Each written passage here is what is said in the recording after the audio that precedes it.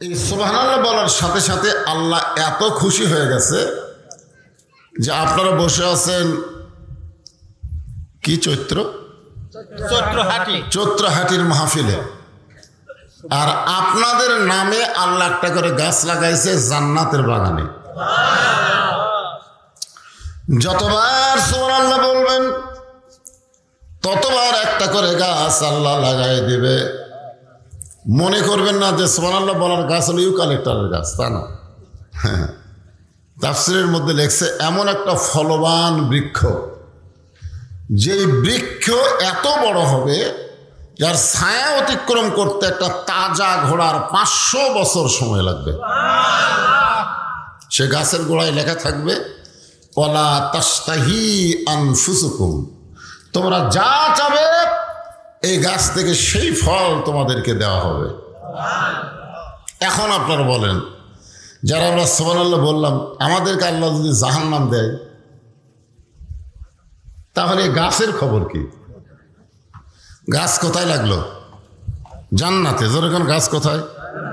আর আমাদেরকে আল্লাহ জাহান্নাম দিল। মনে করেন যদি দেয়, ইমাম গাজ্জালী রাহমাতুল্লাহ আলাইহি বলেন সুবহানাল্লাহ বলার পরেও ওই বান্দা যদি জাহান্নামী হয়, ওই বান্দাকে যখন জাহান্নামের দিকে নিয়ে যাওয়া হবে, জান্নাতের বাগানের এই গাছগুলো হাউমাউ করে কাঁদতে থাকবে। আল্লাহ বলবে, গাছ তোমরা কেন কাঁদতেছ?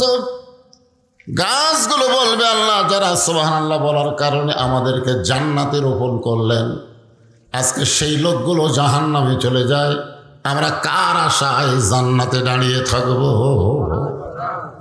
আল্লাহ বলবেন, গাছ তোমরা কি চাও? গাছ বলবে, আল্লাহ ওই জাহান্নামী বান্দাদেরকে যদি আপনি জান্নাতে দেন তাহলে আমাদের কোনো আফসোস নাই, আর যদি জান্নাতে না দেন আমরাও জাহান্নামে যাবার চাই। আল্লাহ বলবেন, গাছ জাহান্নামে পুরানোর জন্য তোদেরকে জান্নাতে আমি লাগাইনি। আল্লাহ বলবে, এটাই যদি আপনার চাওয়া হয় তাহলে গাছের মালিকগুলোকে জান্নাতে ফিরাই দিলেই তো লেটা চুকে যায়। আল্লাহ তখন বলবেন, গাছ তোমাদের ওসিলাই ওই সকল বান্দাদেরকে আমি আবার জান্নাত দিয়ে দিলাম। হুযায়ফাতুল ইয়ামিন বলে, রাসূলুল্লাহ তাহলে যারা সুবহানাল্লাহ বলবে ওরা যতই পাপ করুক না কেন এরপরেও তো এরা জান্নাতে হবে। আল্লাহ রাসূল বললেন, হুযায়ফা 3টা তাসবিহ যখন কোনো বান্দার জবান থেকে অনায়াসে বের হয়ে যায়, ওই বান্দা জাহান্নামী হলো আল্লাহ তাকে জান্নাতি বানায়া জান্নাত দিয়ে দেয়। কয়টা তাসবিহ?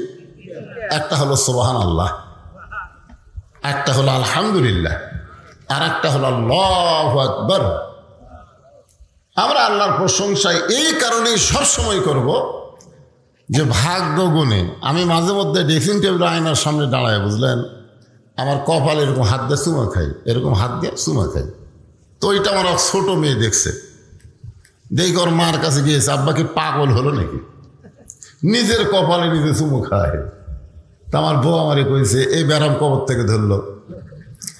আমি বললাম, এই ব্যারাম ধরলো সামাইলে তিরমিজি 3য় খণ্ড পড়ে, সামাইলে তিরমিজি শরীফের 3য় খণ্ডে।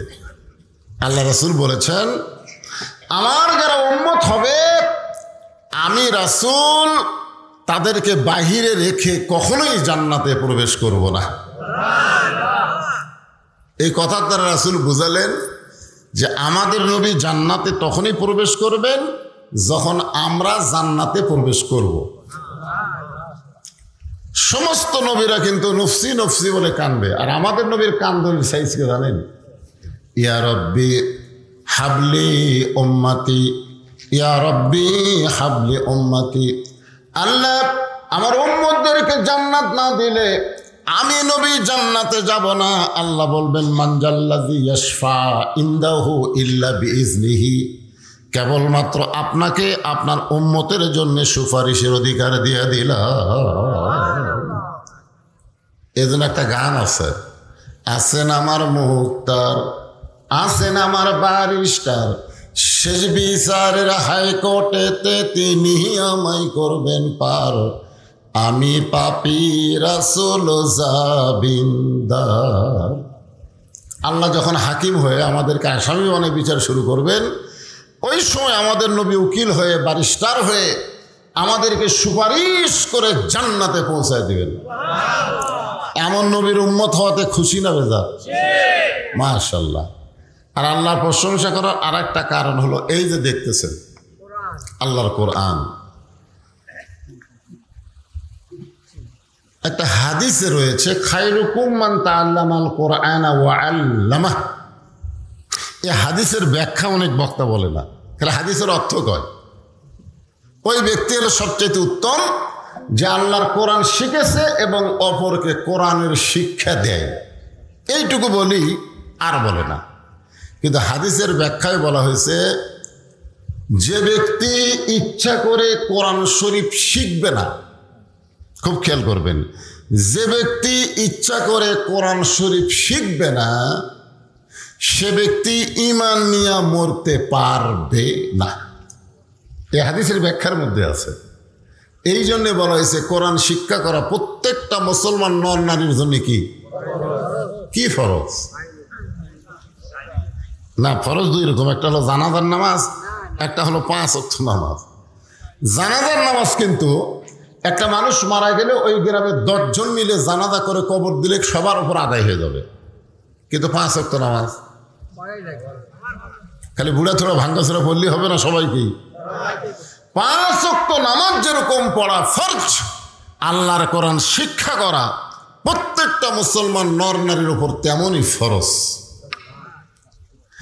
এখন আপনারা বলেন এই কোরআন শিক্ষা করা কেন ফরজ? আল্লাহ কোরআনের প্রথমেই বললেন যালিকাল কিতাবু লা রাইবা ফি হুদাল লিল মুত্তাকিন।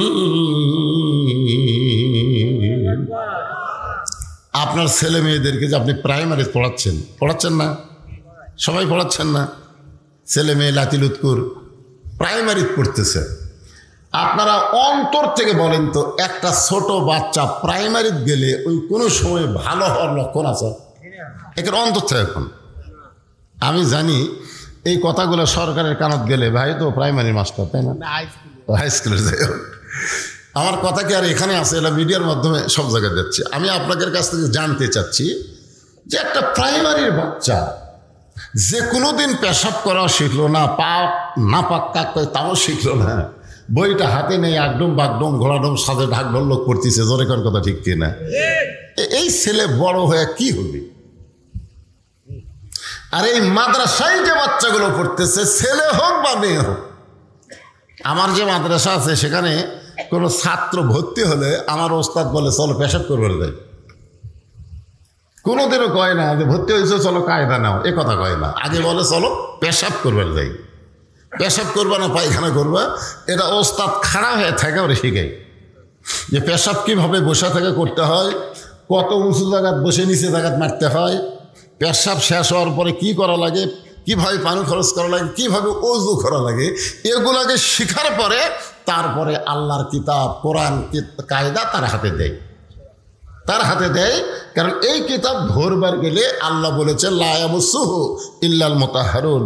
ততক্ষণ পর্যন্ত তুমি পবিত্র হতে পারবে না, যতক্ষণ পর্যন্ত আল্লাহর কোরআন পবিত্র হতে পারবে না, ততক্ষণ পর্যন্ত আল্লাহর কোরআন তুমি স্পর্শ করতে পারবে না। এখন আপনারা বলেন এই কোরআন ধরবার গেলে কি হওয়া লাগবে? কথা কয় না কেন? ওযু লয় রে পবিত্র। এখন মনোযোগ দিয়ে শোনেন, যে কোরআন ধরতে গেলে পবিত্র হওয়া লাগে, সেই কোরআন আল্লাহ আমাদেরকে হেদায়েত স্বরূপ দান করেছেন। যেই কোরআনের ভিতরে আল্লাহ বলেছেন অনুনাজ্জিলু মিনাল কুরআনি মা হুয়া শিফাউ ওয়া রাহমাতুল লিল মুমিনিন।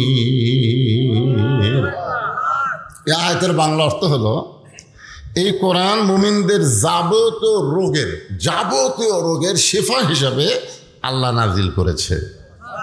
মানে আপনি যে অসুখে পড়েন না কেন তার রোগ মুক্তি দিবে আল্লাহর কোরআন। এখন সেই কোরআনটা বাংলাদেশে অবহেলিত। আল্লাহ বললেন ইজা মানে যখন, আসাবাতুহুম মুসিবা, তোমাদের উপরে বিপদ আপদ মুসিবত আসবে, ক্বালু, তখন তোমরা বলবে ইন্না লিল্লাহি ওয়া ইন্না ইলাইহি রাজিউন। আপনারা বলেন তো, প্রাইমারি স্কুল সরকারি টাকা চলবে, আর এইরকম মাদ্রাসাগুলো মানুষের কাছ থেকে চাইয়া চিন্তা লিয়া চলানো লাগবে, এটা কি আল্লাহর রহমত না বিপদ? রহমত। আপনার কোন তো প্রাইমারি যে টাকা বেতন পায়, যে টাকা সরকার দেয়, এটাকে কি সরকারের বাপের? এটাকে কিন্তু আমাদেরই টাকা। জোরে কোন কথা ঠিক কিনা? এমন ভাবে আমাদের কাছ থেকে নিচ্ছে যে কারেন্ট ফুটতেছেন আপনি 150 টাকা, মাস গেলে দেওয়া লাগতেছে 1000 টাকা। জোরে কোন কথা ঠিক কিনা? প্রত্যেকটা জিনিসের দাম হবে 80 টাকা, তার দাম হবে 200 টাকা। প্রত্যেকটা দ্রব্যমূল্যের দাম বাড়ায়া বাড়ায়া, এই যে আমাদের কাছ থেকে ট্যাক্স নিয়ে, ভ্যাট নিয়ে, এইগুলো মাদ্রাসা, এগুলা প্রাইমারি, হাই স্কুল, কলেজ চলতেছে আমাদেরই টাকা কিন্তু। আর এই মাদ্রাসাগুলো, এইগুলো সরকার 1 পয়সাও দিবে না, আপনাদের কাছে চাইয়া চিন্তা ভিক্ষা করে নেওয়া লাগবে। জোরে কোন কথা ঠিক কিনা? আপনারা সত্যি করে বলেন, বাংলাদেশের একটা প্রাইমারি বানাতে কোনোদিন প্রাইমারি হেড স্যার মাইকিং করছে, ভাই আমার স্কুলে 1 ব্যাগ সিমেন্ট লাগবে রে, আমার 1000 ইটা শর্ট পড়ছে, এরকম কিন্তু শুনছেন? কারণ প্রাইমারি স্যার মশার তাও দেয়, 1 তলা ভাঙ্গা 3 তলা হবি রে। এখন আপনারা বলেন 90% মুসলমানের দেশে প্রাইমারি বিল্ডিং হয়, আর এই কোরআনের মাদ্রাসা তৈরি করতে গেলে মানুষের কাছে হাত পাতাতে হয়, এটা রহমত না বিপদ? কথা কয় না, এটাই তো বিপদ। এরকম বিপদ যখন দেখবেন তখন বেশি বেশি ইন্না লিল্লাহ বলবেন। কিন্তু আমরা কখন বলি? মানুষ যখন মরে যায়। আমি কোরআন, হাদিস, এজমা, কিয়াস সব বিষয়ে আমার ডিগ্রি আছে, তাফসির আছে, হাদিস আছে, ফিকহ আছে, আদবে আছে। আমি প্রত্যেকটা কিতাব যাচাই বাছাই করে দেখছি। এটা আল্লাহ আমাকে দেখাইছেন যে মানুষ মরে যাওয়া, বিশেষ করে মুসলমানেরা মরে যাওয়া, এটা কোনো বিপদ না, বরং মুসলমান হলো বাঁচিয়া থাকাই বিপদ। আপনি যে বাংলাদেশে বাঁচে আছেন, আপনি ইমান নিয়ে আছেন না বেঈমান হয়ে আছেন, আপনার সন্দেহ আছে। জোরে কোন কথা ঠিক কিনা? এই বাংলাদেশে বাঁচিয়া থাকাই বিপদ রে, মরে যাওয়াই ভালো। আর আমরা মরার খবর শুনে বিপদের আয়াত পড়ি। আপনি জানেন আপনি মরার পরে আপনি কোথায় যাবেন? কোথায় যাবেন? এই যে একটা আপনাকে বুঝা দিছে, মরে গেলে কবরে যাবে। আপনি মারা গেলে আপনার জন্য 2টা জায়গা বরাদ্দ আছে। যারা ভালো মানুষ আজকে যারা ওয়াজ শুনতেছে, কোরআনের পাগল হয়ে যারা গরমের মধ্যে বসে আছে, এই মানুষেরা মারা গেলে ইল্লিন নামক জান্নাতের বাগানে চলে যাবে। আর যারা বাড়িতে আড্ডা গুলি মারতেছে, ইচ্ছা করেও যারা কোরআনের মাহফিল আসেনি, জান্নাতের বাগানে বসে নাই, এরা মরে যাওয়ার পরে এদের রুহুটা সিজ্জিন নামক জাহান্নামের অতল গহ্বরে ফেলে দেওয়া হবে। বিশ্বাস করেন না? আল্লাহ কত বড় সুযোগ দিছে যে আজকে তোমাদের গ্রামে জান্নাতের বাগান লাগছে। এটা কিন্তু জান্নাতের বাগান। আল্লাহ রাসূল বলেছেন দুনিয়াতে জান্নাতের বাগান হলো 2টা। একটা হলো আমি নবীর মেম্বার থেকে আমার রওজা পর্যন্ত যে ফাঁকা জায়গা, ওই জায়গা হলো জান্নাতের টুকরা। আর যেখানে কোরআনের আলোচনা হবে, হালকা জিকির হবে, জিকির আজকার হবে, ওই জায়গাকে বলা হয় জান্নাতের টুকরা। বলেন সুবহানাল্লাহ। আল্লাহ রাসূল বলেছেন যত বড়ই পাপী হও না কেন, জান্নাতের টুকরার মধ্যে বসার সাথে সাথে আল্লাহ তোমাকে নিষ্পাপ বানায় দেয়। জান্নাতের মাহফিল ওয়াজ শুনতে শুনতে কেউ যদি মারা যায়, রাসূল বলেছেন সে শাহাদাতের মর্যাদা লাভ করে। আর এইরকম একটা মাহফিলে যারা আসতেছে না, ওরা মনে করতেছে আমরা মুসলমান। আল্লাহ কোরআনে বলেন ওয়াকালাল্লাযীনা কাফারু লা তাসমাউ লিহাযাল কুরআনি ওয়ালগাউ ফীহি লাআল্লাকুম তাগলিবুন।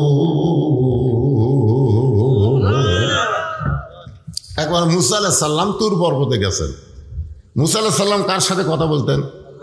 আল্লাহর সাথে কথা বলতেন। তো এক সাহাবী বললেন, ইয়া রাসূলুল্লাহ, মুসা নবী আল্লাহর সঙ্গে কথা বলে, অথচ আপনি পারেন না। আপনি আল্লাহর সাথে কথা বলবার গেলে জিবরাইল লাগে। কি লাগে? জিবরাইল লাগে। জিবরাইল, আল্লাহ নবী যখন মেরাজে গেছিলেন, যেখানে বুঝবার পারেনি সেখানে কি বলেন, ভাই জিবরাইল এটা কি বলে, কি বলনি। কিন্তু মুসা নবীর জিবরাইল লাগে না। সরাসরি আল্লাহ কয়, আল্লাহ এটা কি ওটা কি?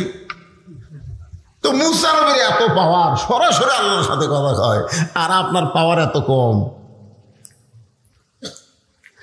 আল্লাহ নবীর চোখের পানি নিয়ে বললেন, রে সাহাবীরা শোনো, মুসা নবী নিজে কালিমুল্লাহ, তার কোনো উম্মত কালিমুল্লাহ হতে পারে নাই। আর আমার যে উম্মতেরা আল্লাহর কোরআন পড়বে তারা এক একজন আল্লাহর কালিমুল্লাহ হয়ে যাবে। জান্নাতের দরজায় মুসা নবীকে দাঁড় করায় দিয়া, মুসা নবীর সামনে দিয়া লক্ষ লক্ষ কালিমুল্লাহকে আল্লাহ জান্নাত দিবে। মুসা নবী বলবে, আল্লাহ দুনিয়াতে আমি একাই কালিমুল্লাহ ছিলাম, আর কোনো কালিমুল্লাহ ছিল না, কিন্তু আমার সামনে দিয়ে এই লক্ষ লক্ষ কালিমুল্লাহ জান্নাতে যায়, এরা কোন কালিমুল্লাহ আমি জানতে চাই।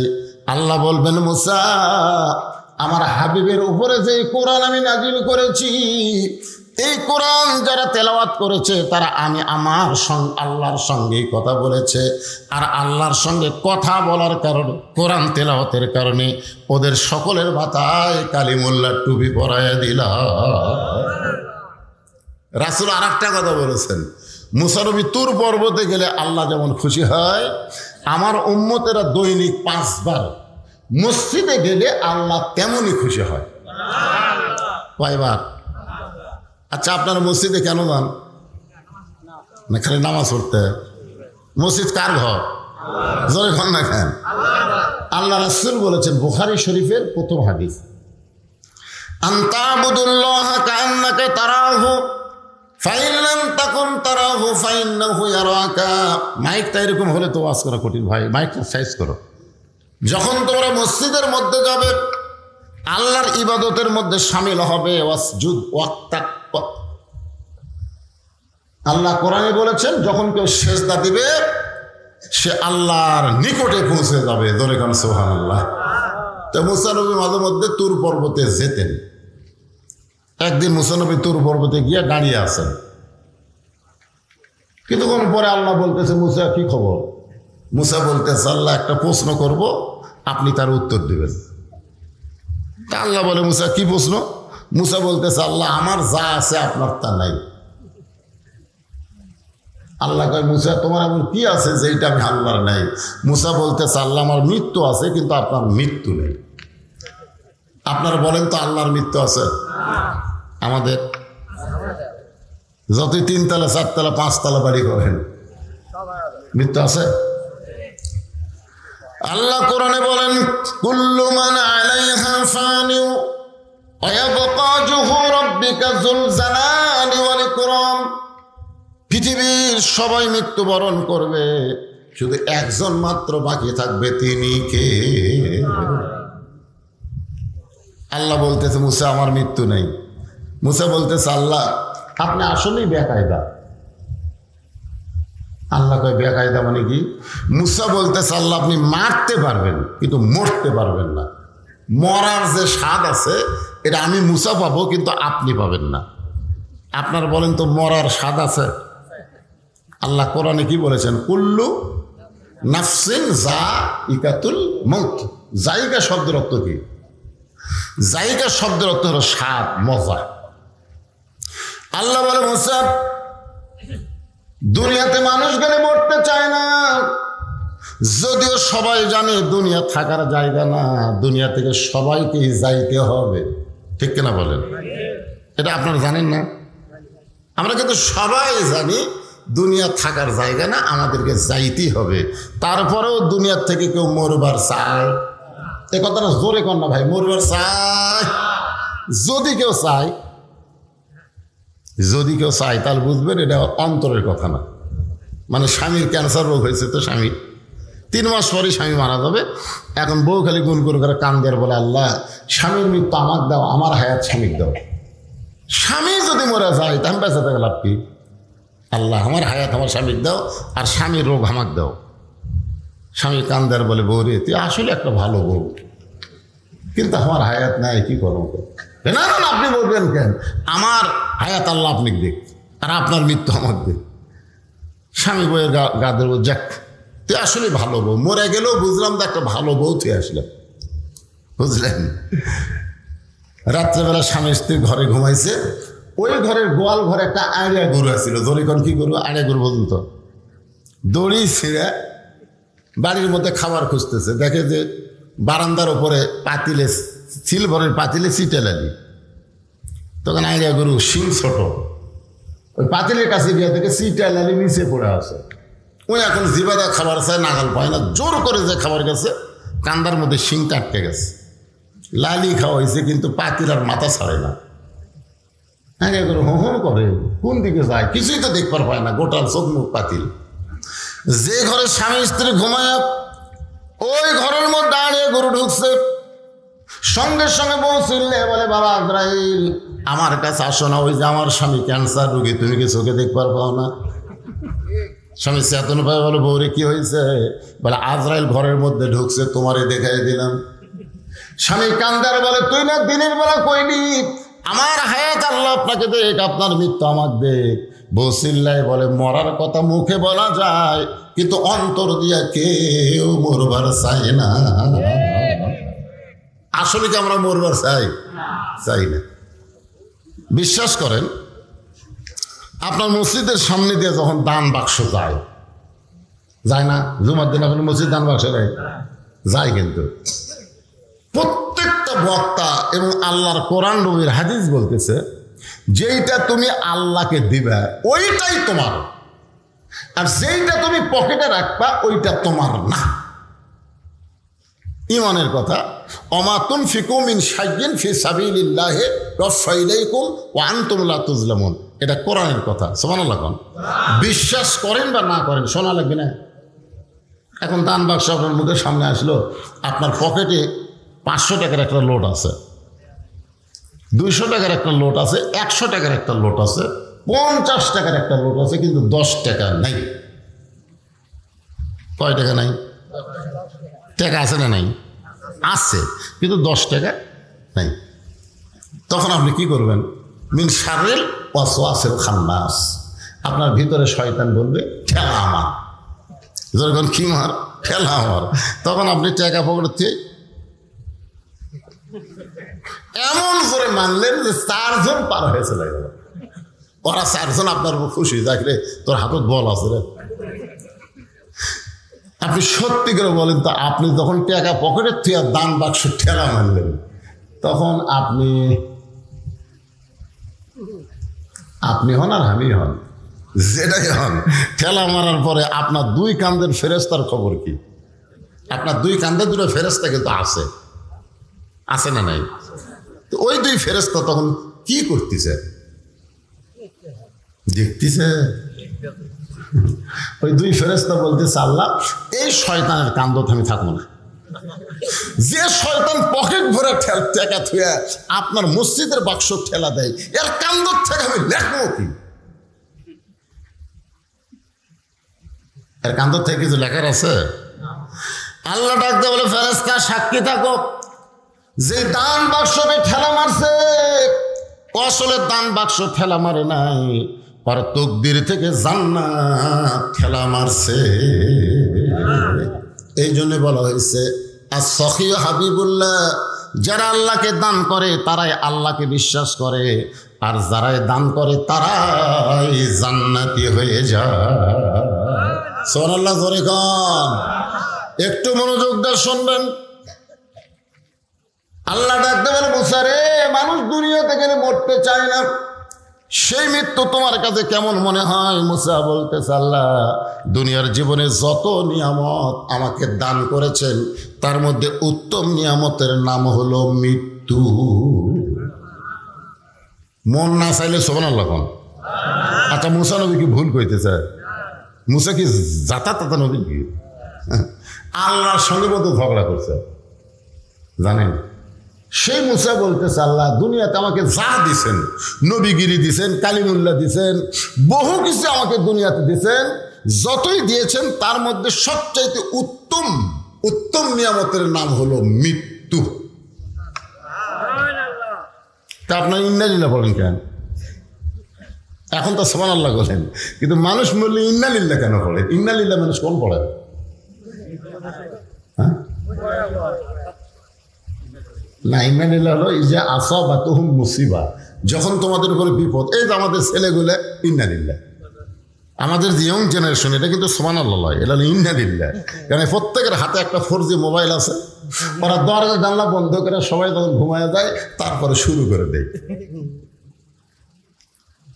ওদের মন বলে কেউ দেখতেছে না, সবাই ঘুমায় গেছে, জানলা দরজা বন্ধ। কিন্তু ওর ঈমান যদি থাকতো তাহলে বিশ্বাস করতো কেউ না দেখলো কে দেখতেছে। আরো জোরে বলেন আল্লাহ দেখতেছে। এই বিশ্বাস যদি বাংলাদেশের যুবকদের থাকতো, একটা যুবকও নষ্ট হইতো না। কারণ বুড়া কালের কোন ইবাদত আল্লাহ কবুল করবে না, আল্লাহ কবুল করবে যৌবনের ইবাদত।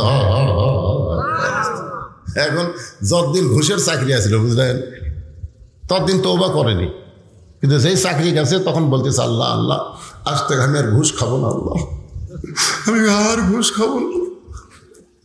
আল্লাহ ভাই কেড়ে শয়তান, তোর চাকরি আসা, তোর ঘুষ খাওয়ার চাকরি নেই, তুই এখন তওবা করতেছিস। তার মানে যখন বুড়া চড়ে হয়ে গেছে আর চলবার পারে না, তখন আল্লাহ আর চুরি করবো না, আল্লাহ জীবনে বহু চুরি করছি, আল্লাহ আর চুরি করবো না। আল্লাহকে দেহের দিকে তাকায় দেখতো, তুই আর পারবো? যখন হয় চামড়া ঢিল, আল্লাহর সাথে দেয় মিল। কোন মুরব্বী মানুষ, কোন বুড়ি মানুষ, কোন যুবতী যদি বেপর্দা অবস্থায় যায় আর বুড়ি যদি বোরকা পরে, তখন ইন্নালিল্লাহ পড়বেন, ইন্নালিল্লাহ। কারণ বুড়ির দিকে একটা বুড়াও তাকায় না, সেই বুড়ি বোরকা পড়ছে। আর যে যুবতীর দিকে সবাই তাকায় থাকে, সেই যুবতীর বোরকা নাই। জোয়ান যখন যুবকরা যখন বাহিরে ঘুরবে আর মুরব্বীরা যখন নামাজ পড়বে, তখন বুঝবেন ইন্নালিল্লাহ। আর মুরব্বীরা যদি মসজিদে নাও যায়, যুবকরা যদি নামাজ পড়ে, তখন জোরে সরে বলা লাগবে আলহামদুলিল্লাহ। এই যে ভাই আমার চাকরি করতেছে, একে মরা ফোন তো চাকরি করে পারবে? সরকারি চাকরি হলে দেখবেন একটা বয়স আসলে সরকারি কয় আর চাকরি করা লাগবে না, বসে থাকে বেতন খা, রিটায়ার কর, বসে থাকে বেতন খা। তো চোখের পাওয়ার খারাপ, কানের পাওয়ার খারাপ হয়ে গেছে, কলম ধরলে হাত ছত্তর করে কাঁপে, তো চাকরি করা লাগবে কেন? তুই যৌবন বয়স সরকার দিছিস, এখন বুড়া বয়সে বসে থাকে খা। যারা যৌবন বয়সে 5 ওয়াক্ত নামাজ পড়বে, বুড়া বয়সে যদি নামাজ নাও পড়বার পারে, ওই যৌবন বয়সের নামাজের পেনশনের সওয়াব আল্লাহ তার আমল নামায় দিয়ে দিবে।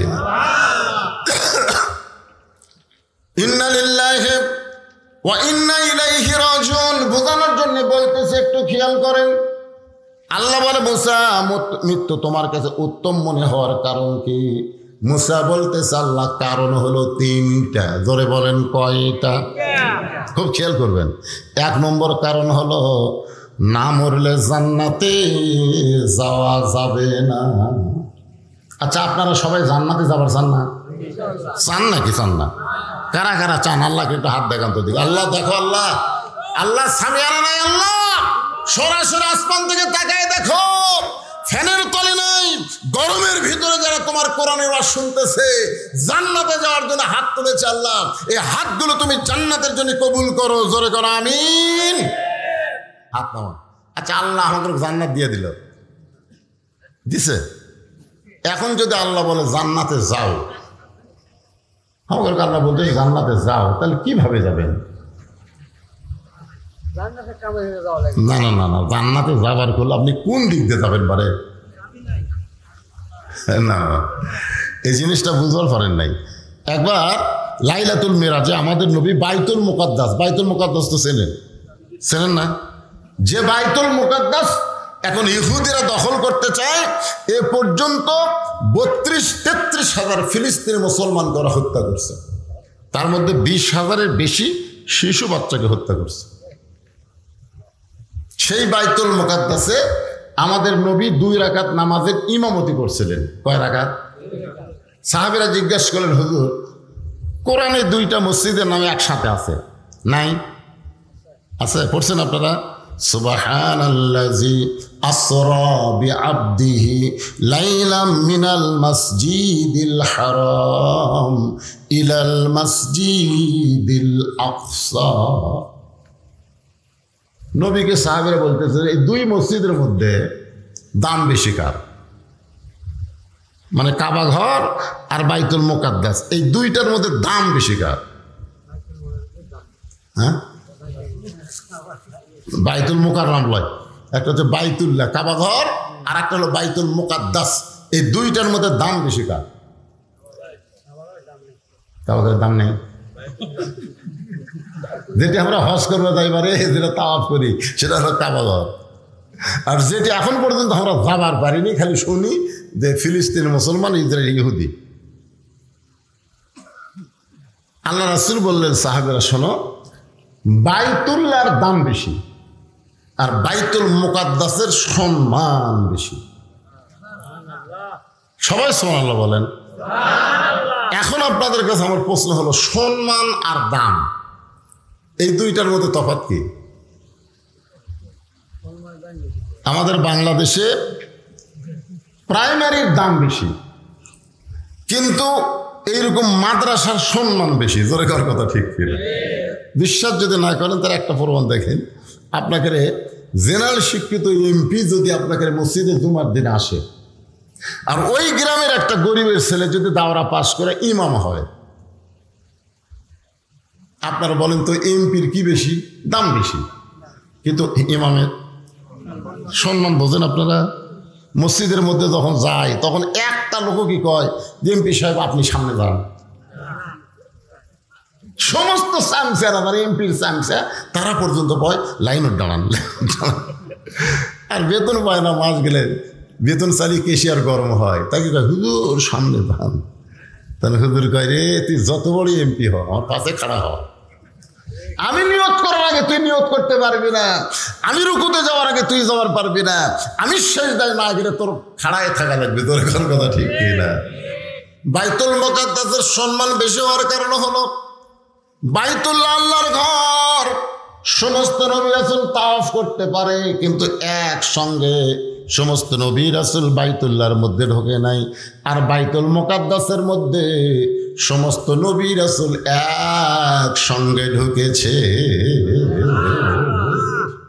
জিবরাইল বললেন, হুজুর আপনি যে 2 রাকাত নামাজ পড়ালেন, আপনার পিছনে যারা ইক্তেদা করলো তারা কে? আল্লাহ রাসূল বলেন, জিবরাইল আমি তো জানি না। ফেরেশতা জিবরাইল বললেন, 1,24,000 পয়গম্বর রাসূল আজকে হলেন মুসল্লি, আর আপনি হলেন ইমাম। আজ থেকে আপনার ডিগ্রি হলো ইমামুল আম্বিয়া, ইমামুল মুরসালিন। নবী বললেন, ভাই জিবরাইল আমি একটু সব নবীদের দেখবার চাই, সমস্ত নবীদেরও একসাথে দেখবার চাই। তখন জিবরাইল একটা মেম্বর এনে দিলেন। ওই মেম্বরে নবী দাঁড়ায় দেখতেছেন সমস্ত নবী রাসূলের চেহারা থেকে আলো আসতেছে, আলো চেহারা থেকে আসতেছে, নূর আলো আসতেছে, কিন্তু একটা নবীর চেহারা কোনো আলো নেই। আল্লাহ নবী চমকে গেলেন, সবার চেহারা আলোকিত, ওই নবীটা কি করলো, তার চেহারাতে আলো নাই কেন? আল্লাহ রাসূল ডাকলেন, ভাই এদিকে আসেন তো। নবীরা যখন আসলেন জিজ্ঞাসা করেন, আপনার নাম কি? বলে, আমার নাম ঈসা আলাইহিস সালাম। আল্লাহ নবী বললেন, ভাই ঈসা, সমস্ত নবী রাসূলের চেহারা থেকে আলো বের হয়, কিন্তু আপনার চেহারায় আলো না থাকার কারণ কি? ঈসা বলতেছে, সমস্ত নবী রাসূল জান্নাত থেকে আপনার পিছনে নামাজ পড়তে এসেছে, কিন্তু আমি জান্নাত থেকে আসতে পারি নাই। আল্লাহ নবী বললেন, সমস্ত নবী রাসূল জান্নাত থেকে আমার পিছনে ইক্তেদা করলো, কিন্তু আপনি জান্নাত থেকে আসতে পারলেন না। ঈসা বলতেছে, এখন পর্যন্ত আমার মৃত্যু হয় নাই, আমি না মরলে জান্নাতে কেমনে যা? এখান থেকে কি বুঝলেন? জান্নাতে যাইতে গেলে কি করা লাগবে? মরা লাগবে। এই হক কথাটা ধরে কর না কেন? আপনি বলেন বা না বলেন, জাত জাত সাকারাতুল মাউত হক, মৃত্যুরা যে হক, এইটাই ইহুদির বাচ্চারাও বিশ্বাস করে, হিন্দুরাও বিশ্বাস করে, বৌদ্ধ খ্রিস্টানরাও বিশ্বাস করে, মরা লাগবে। জোরে কোন কথা ঠিক কিনা? ওদের মরা হলো পচে যাওয়া, আর আমাকে মরা মিনহা, পড়েন, মিনহা খলাকনাকুম ওয়া ফিহা নুইয়িদুকুম ওয়া মিনহা নুখরিজুকুম তারাতান উখরা। একটু মনোযোগ দেবেন। মুসা আলাইহিস সালাম বলতেছেন, মৃত্যুকে পছন্দ করে 1 নম্বর কারণ হলো না মরলে জান্নাতে যাওয়া যাবে না। আপনি এত সুন্দর জান্নাত বানাইছেন, সেই জান্নাতে যাওয়ার জন্য আমি মরতে চাই। আপনারা জান্নাতে যদি যাবার চান তাহলে মরা লাগবে। মরবেন। আমি যেই বলবো জান্নাতে যাইতে গেলে কি চাই, আপনার সকলেই জবান খুলে বলবেন মরতে চাই। বলতে পারবেন না ভাই? যাই বলবেন তাই জিতবেন, আর যাই বলবে না ওই ঠকবি। জান্নাতে যাইতে গেলে কি চাই? আরো জোরসে বলুন। আপনি মরে যাওয়ার পর আপনার সমস্ত আমল বন্ধ হয়ে যাবে, 3টা আমল আপনার জারি থাকবে। এই যে মরতে চাই মিছিল করে খালি মরে দেখেন ওই 3 তলা। আমি তো আব্দুল মুমিন কাউসারের বাড়িতে কোনদিন যাইনি, বুঝলেন? আজকে যাই আমার আত্মাই খাসা। এত সুন্দর বাড়ি ছিল, মরবি কেঙ্গারে। আরে শোনেন, আপনি মরে গেলেও 3টা আমল আপনার জন্য আল্লাহ জারি করে থুই। মরিয়া জারে ফুরাবো না, খালি জাতিই থাকবে। তার মধ্যে একটা আমল হলো নেককার সন্তান। প্রাইমারি পড়ালে হবে না, মাদ্রাসার ছাত্র বানাতে হবে। কিছুই যদি না পারে, আপনি মরে যাওয়ার পরে আপনার কবরের পাশে যদি বলি আলিফ বা তা সা, আলিফ বা তা সা, ফেরেশতাকে আল্লাহ তো কিছু করার পারি না। এর কোরআনের মধ্যে আলিফ ছাড়া কোরআন হবে, বা ছাড়া কোরআন হবে, তা ছাড়া কোরআন হবে। এই কোরআনই পড়তেছে রে সবর পাপক দে। আর এক বেটা মরে গেলে বলতেছে আগ ডম বাঘ ডম ঘোড়া ডম সাজ। ক্লাস 2 পরে পিঠের উপরে ব্যাগ থেকে খাড়া হয়ে মারতেছে। তারপর জিজ্ঞাসা করলাম, ফেরে বেটা পিঠের উপর তুই বইটই থেকে খাড়া হয়ে পেশাব করিস, বসে থাকে কর। বসে না। আমি বললাম কেমনি পেশাব করা লাগে তোর স্যার শিখাইনি? স্যার যে কথা, প্রাইমারি পেশাব করার যায় দিকে আমার স্যারই খাড়া হয়ে পেশাব করে। আর স্যারই খাড়া হয়ে পেশাব করে। এইরকম নাপাক অবস্থায় আপনার ছেলে বড় হলো, হাই স্কুলে গেল, এমন একটা টাইট ফুল প্যান্ট পরলো, সকাল 10টায় গেছে, বিকাল 6টায় আইসে। বাবা জিজ্ঞাসা করতে, কেরে বা 7 দিন হাই স্কুলে থাকলে পেশাব করিসনি? করছি আব্বা। কেমনি করছিস একটু দেখা তো। তাহলে এই ফুল প্যান্ট পরে তো বসা যায় না, তো কি হয়ে করছি? খাড়া হয়ে থেকে করছি। আপনার বন্ধু খাড়া হয়ে থাকে পেশাব নিংড়িবি, কথা কান না নিংড়িবি। পেশাব থাকতি 2-1 ফোঁটা থাকতি সেন্ট আনলো, সেই সেন্ট আনলো, টপ টপ করে পেশাব দিয়ে আর ন্যাংটা ভেজে গেল। তো ন্যাংটা ভেজে যায় ওই জিনিসটা কি হচ্ছে, একসঙ্গে শুকে গেল। 4 বার যদি পেশাব করে 4 বার 40 ফোঁটা পেশাব দেয়, ওটা নাফাক হয়ে গেল, বিষক্রিয়া হয়ে গেল, ব্যাকটেরিয়া হয়ে গেল। অনুবীক্ষণ যন্ত্র দিয়ে দেখেন ওই জায়গা পোকা খাইলে কিলবিল করতেছে। ওই আবার কলেজে গেল, ওই একই অবস্থায়। কিছুদিন পর দেখা গেল পর্দার ভালো নাই, বেলে মাছ হয়ে গেছে। বিয়ে করবার চাই, বিয়ে করবো না, বিয়ে করবো কোথায়, তোর মাল আছে? আর এই মাদ্রাসার বাচ্চাগুলো পড়া দেখেন, ওরকে কোনোদিনও টাইট ফুল প্যান্ট পরে নাই, পেশাব করে পানি লিছে, টপ টপ করে পড়ারও সুযোগ দেয়নি। ওই একটা মাল হচ্ছে। আজকে দেখলাম এক হুজুর 4 বিয়ে করছে, যেরকম 5 বিয়ে করছে। তারপরে বউরা বলতে হুজুর খাবার ছাড়বো না। এই রে মজা পাশে ভাই। ওই হুজুরটা কিন্তু আপনার জন্য জানাজার ইমামতি করবে, আপনার জন্য দোয়া করবে, রব্বির হামহুমা কামা রব্বায়ানি সগীরা। যদি নেককার সন্তান আপনার ভাগ্যে না হয়, নেককার সন্তান যেখানে তৈরি করা হয় সেই মাদ্রাসা তৈরি করা লাগবে। সে মাদ্রাসায় টাকা দিবেন, মাদ্রাসায় জায়গা দিবেন, মাদ্রাসার ঘর নির্মাণ করে দিয়ে আপনি কবরে যাবেন। আপনি কবরে গেলে কি হবে? ওই মাদ্রাসা থাকবে যতদিন, ততদিন আপনার কবরে আল্লাহ সওয়াব পৌঁছায়া দিবে। বাজান একটু খেয়াল করবেন, সদকায়ে জারিয়ার মধ্যে বহু ওয়াজ আছে, আমি সেই ওয়াজটা এখন করতেছি না, সময় হলে আপনাদের সামনে বলবো। আল্লাহ বলে মুসারে মৃত্যুকে পছন্দ করার 2 নম্বর কারণ কি? 1 নম্বর কারণ জান্নাত পাওয়ার জন্য মরবা। 2 নম্বর কারণ কি? মুসা বলতেছে আল্লাহ মৃত্যুকে পছন্দ করার 2 নম্বর কারণ হলো আমার মৃত্যুটা কেবলমাত্র, এ ভাই এটা খেয়াল করে শুনবেন, আমার মৃত্যুটা কেবলমাত্র আল্লাহর জন্যে। কার জন্যে? আল্লাহর জন্যে। আর আমরা মর্ম কার জন্যে? ও যে 7ই জানুয়ারি নির্বাচন হলো না, ভোট আপনাকে এলাকাতে হয়নি? 7ই জানুয়ারি আমাকে এলাকাতে ধর পাগল শুরু হলো, বুঝলেন? আমার এলাকার এক বিএমপি নেতা ওই মরার আগেই গোরস্থানত যায় একটা কবর করছে।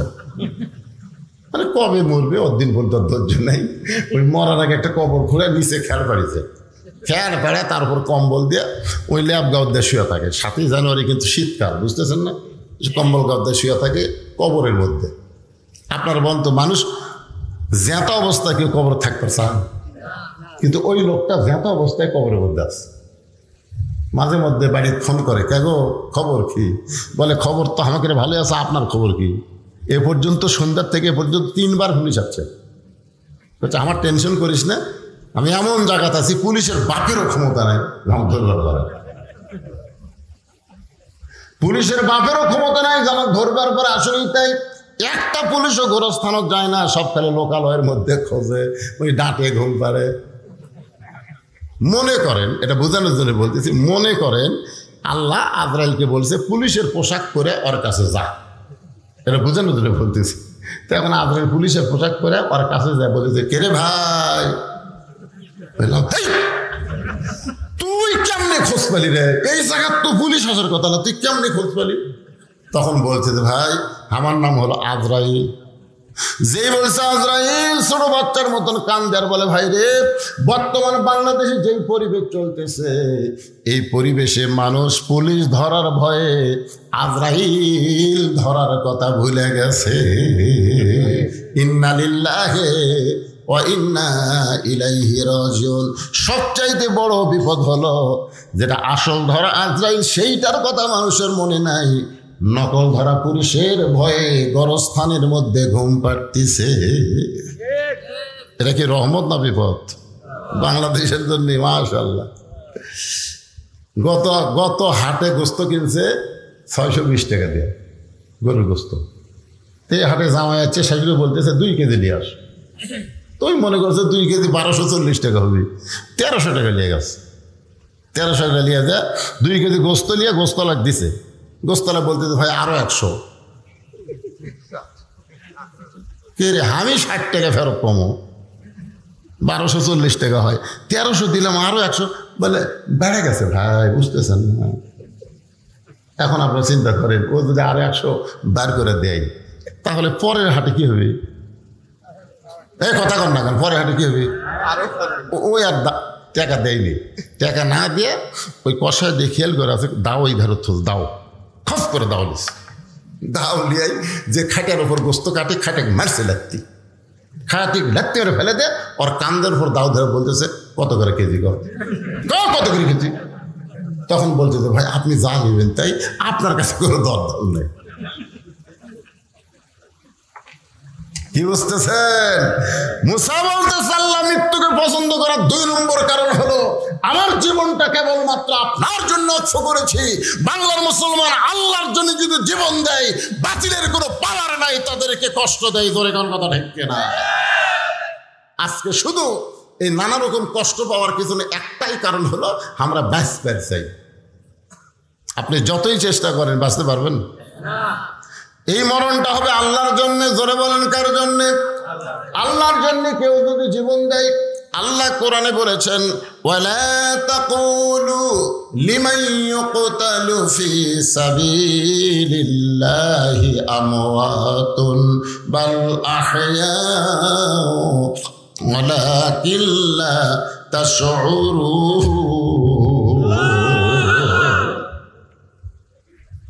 ওই যে জল্লাদ, আজকে দেখলাম ফেসবুকে জল্লাদ শাহজাহান নাকি এক পতিত্যাগ বিয়ে করছে। কাক বিয়ে করছে? পতিত্যাগ, মানে কোনো মেয়ের সাথে বিয়ে বসবে। ওই এতগুলো মানুষ ফাঁসি দিয়েছে, হত্যা করছে, এর নামই হচ্ছে জল্লাদ শাহজাহান। তো জল্লাদ শাহজাহান যখন জেলখানা থেকে বের হলো, তখন কিছু কিছু সাংবাদিক ওর কাছে গিয়ে বললো ভাই আপনি তো এ পর্যন্ত অনেকেরই ফাঁসি কার্যকর করছেন, মানে দড়ি ফাঁসি দিয়ে ইয়ে করছেন, তো এই ফাঁসি দেওয়ার 2-1টার কথা কি আপনি বলতে পারবেন? যে ফাঁসি দেওয়ার সময় আপনার খুব কষ্ট লাগছে বা আনন্দ লাগছে এরকম। তখন বলতে ভাই এরশাদ শিকদারের ফাঁসি দেওয়ার সময় আমার খুবই আনন্দ লাগছে। কি শিকদার? এরশাদ শিকদার। আর একজনের ফাঁসি দেওয়ার সময় আমি খুবই কান্না করছি। তো তো বলে কার জন্য কাঁদছে? বলে যেটার জন্য কান্দিছি তার নাম ধরলে আমার আবার জেলে ঢুকাবে, মানে যার জন্য আমি কান্দিছি তার নাম যদি আমি বলি তাহলে আমি আবার জেলে জ্বালিব। তো তখন ওই সাংবাদিকরা তো বুঝতে, সাংবাদিক মানে কি, ক্যামেরা ধরছে যে ভাই বলেন, ইশারা ইঙ্গিতে বলেন। তখন বলছি যে ভাই একজন লোকের ফাঁসি হবে। আমরা গেলাম 3 জন, যাই দেখি সেই লোকটা নামাজের মধ্যে আছে। রাত 12টা 1 মিনিটে ফাঁসি হবে, কিন্তু লোকটা নামাজের মধ্যে আছে। আমরা ঘড়ি দেখে দেখলাম এখন 8 ঘন্টা। লোকটা নামাজ শেষ করার পরে বলতে কি খবর?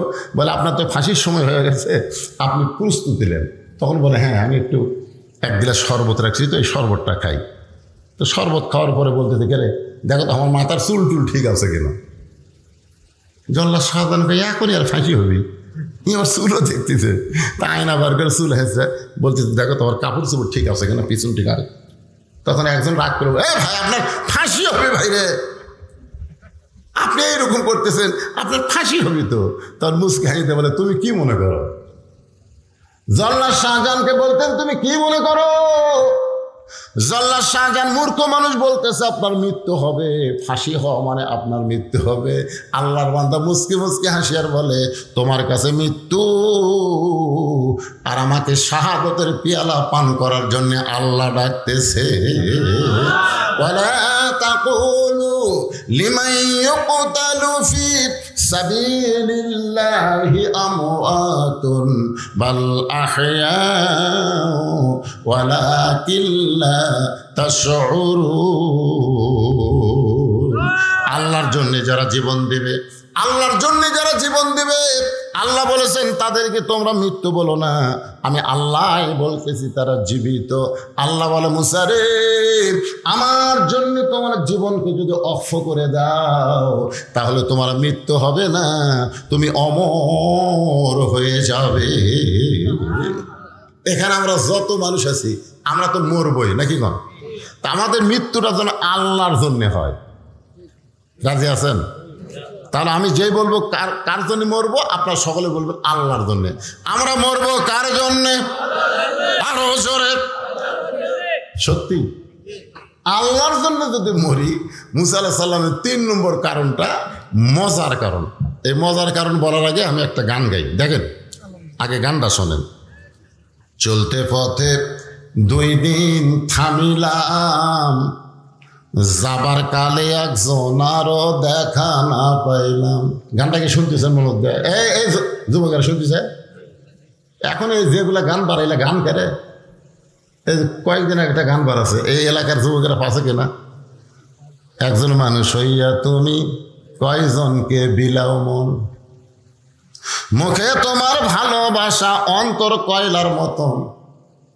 একটা গান বাড়াইনি, হারামের একটা গান বাড়াচ্ছে। এখন যুবকেরা একজন মানুষ হইয়া তুমি কয়জনকে বিলাও মন। গান কাক কয় শোনেন। চলতে পথে 2 দিন থামিলাম, যাবার কালে একজন আরো দেখা না পাইলাম। 2007 সালে আমি গুরুদাসপুরে ওয়াজ করে যখন যাচ্ছিলাম, আপনার বগুড়া এবং নন্দীগ্রামের মাঝখানে একটা বীরগ্রাম স্ট্যান্ড আছে। ওই স্ট্যান্ডে আমার গাড়িটা ট্রাকের সাথে অ্যাক্সিডেন্ট করার পরে ঘটনাস্থলে আমার সেক্রেটারি মারা গেল। ঘটনাস্থলে কি হলো? মারা গেল। আমি মরছিলাম না, আমি আহত অবস্থায় হাসপাতালে চলে আসলাম। ওই সময় একটা রব উঠছিল আপনাদের গোটাল এলাকায়, বদরশিদ মারা গেছে। এটা হলো 2007 সালে। হ্যাঁ, তা আমি চিন্তা করলাম যে এই সেক্রেটারির নাম ওরা যদি আমি মরতাম, তখন কিন্তু আমি মানে খুব একটা ভাইরাল বক্তা ছিলাম না, মোটামুটি 2-1 জন চিনত আমাকে। তো ওই যদি আমি মরতাম তা শেষ। কাউসারি মরে গেছে, শেষ। কাউসারি কি আছে? ওই যায় দেখেন হয়তো 2 তলাক বাড়ি আছে। আমি চিন্তা করলাম 7 সালে আমার সেক্রেটারি মরলো, আমিও যদি মরে যেতাম শেষ হয়ে যেতাম পারে, কি করা যায়? তখন ওই 2007 সাল থেকে ওয়াজ করে যত টাকা পাই ওই টাকা আমি 10 ভাগ খাই আর 90 ভাগ জমা রাখি। খাই কত? 10 ভাগ আর 90 ভাগ জমা রেখে 2014 সালে বর্তমান জায়গা হয়েছে 235 শতক। আমার মাদ্রাসায় মসজিদের জায়গা হলো 235 শতক। 235 বুঝেছেন? 235 শতক এরিয়ার মধ্যে মসজিদ, মাদ্রাসা, এতিমখানা। এই যে 7 সাল থেকে 14 সালে আমি সমস্ত টাকা জমায়া 2014 সালে 1,12,00,000 টাকা দিয়ে, 1 কোটি, সেই সময় 1,12,00,000 টাকা দিয়ে আমি সাময়িকভাবে মসজিদ আর মাদ্রাসা নির্মাণ করছি। এখন নতুন করে মাদ্রাসা করে সেখানে আবার দোতলা করতেছি। আমার যে মহিলা মাদ্রাসা সেটা এখন 3 তালা। জোরে ঘর কয়তলা? এইগুলোর মধ্যে পৃথিবীর কারু 1 টাকা দানও নেই, সদগাও নেই। সম্পূর্ণ টাকা আমি ওয়াশ করে কামাই করে আল্লাহর পথে খরচ করি। একটাই কারণ, আমি মরে যাওয়ার পরে ফুরে যাব না। মসজিদ মাদ্রাসা যতদিন থাকবে ততদিন বদরশীদের নাম থাকবে। জোরে কথা কন না, গান কথা কন। এই জন্যই তো গানটা গাচ্ছি। চলতে পথে 2 দিন থামিলাম, যাবার কালে একজন আরো দেখা না পাইলাম। ও আমার সাদের মালা যাইরে ছিলে, রইব না আর বেশি দিন তোদের মাজারে। বাল তুসিরুনাল হায়াতাদ দুনিয়া ওয়াল আখিরাতু খায়রু ওয়া আবকা। আল্লাহু আকবার, আল্লাহু আকবার। ভাইজান, এই যে আব্দুল মুমিন কাউসারি যে মাদ্রাসা করছে, এ করাতে কি আপনারা রাগ করছেন? আপনারা বেজার হচ্ছেন? তা আমাকে যে গল্প শোনালো যে মাদ্রাসা করছে ঠিকই, মাদ্রাসার যে টিনগুলো দিছে, যে টিন দিতে কাঠ জমি কে দিছে? সে বাড়িওয়ালা কে আছে? বক্কর ভাই, শামসুল ভাই আসেন। একটাও নাই, এটি নাই আছে। বকর ভাই আসেন, শামসুল ভাই আসেন। কোনটা বকর ভাই? আবু বকর ভাই। আপনি জানেন আল্লাহর নবীর সাহাবীদের মধ্যে সবচাইতে 1 নম্বর সাহাবীর নাম কি? এই ভাই, এখন এটা কি উঠতেছে? ওটা ভাই আসেন, আসেন।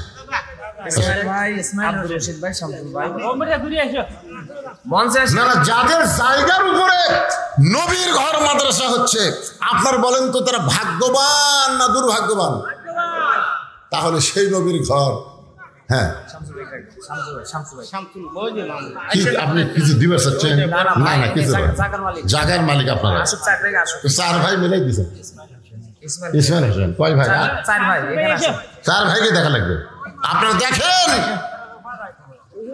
আল্লাহ নবীর কোরআনের মাদ্রাসার জন্য তারা জায়গা দিছে, তারা জায়গা দিছে। আমি তাদেরকে অনুরোধ করবো, বাবা মাদ্রাসা কিয়ামত পর্যন্ত চলুক, আল্লাহ কবুল করুক, যেরকম আমিন।